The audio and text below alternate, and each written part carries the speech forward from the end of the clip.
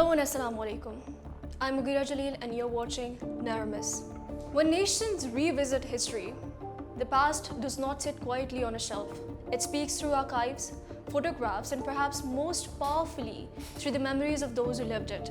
And in East Asia, one chapter continues to cast a long shadow.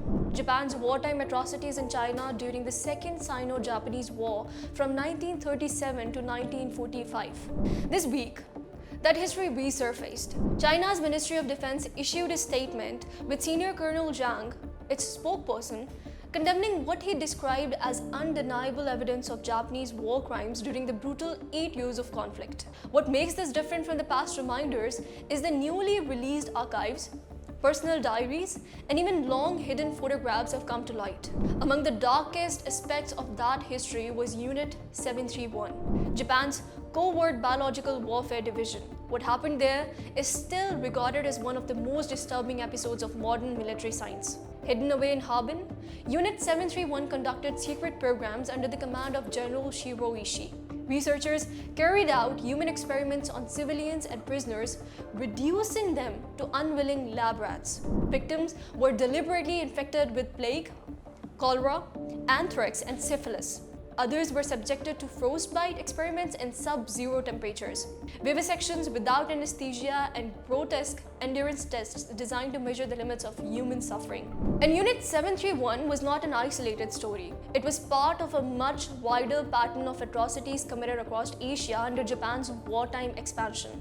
During the infamous Nanjing Massacre of 1937 to 1938, often called the Rape of Nanjing, Japanese soldiers killed an estimated 200,000 to 300,000 civilians and prisoners of war, with tens of thousands of women subjected to mass rape. The Tokyo War Crimes Tribunal after 1945 recorded these acts, but unlike Nazi doctors tried at Nuremberg, many leaders of Unit 731 escaped prosecution. In exchange for their research data, the United States secretly granted immunity to Ishii and his colleagues, effectively burying accountability in the name of Cold War military advantage. So, what is Beijing asking for now?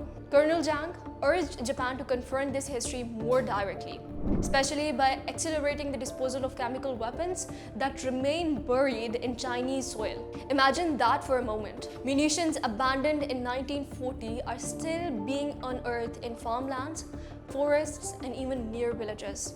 Now you might be wondering, was this not already dealt with after the World War II? The short answer is partially.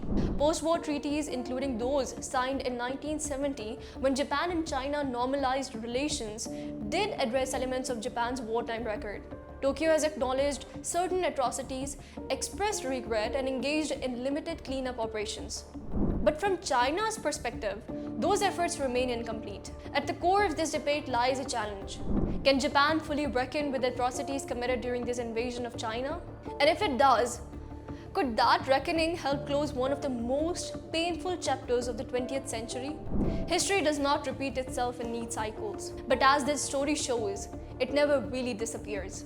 The past has a way of knocking on present's door. The real question now is whether today's leaders are willing to answer. Drop your thoughts in the comments below and be sure to like, share, and subscribe to the channel. Until next time, stay safe and stay kind. Allah Hafiz.